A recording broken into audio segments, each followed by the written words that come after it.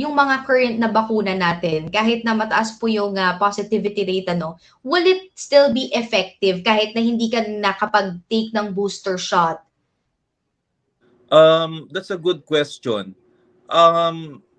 Maari tayong mahawa kasi ang pag-aaral sa Amerika, yung dating variant na BA.5, yung nag-attack sa atin at sa Amerika noong January, ay napalitan na ng bagong variant.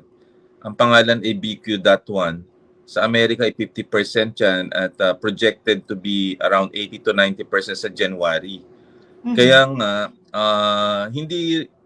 hindi dapat nating ialintana na dapat ay magpabakuna tayo to increase our wall of immunity. Pero mas maganda sana maka-order tayo ng bagong bivalent vaccine or the new generation para to address the old Wuhan strain and the new strains.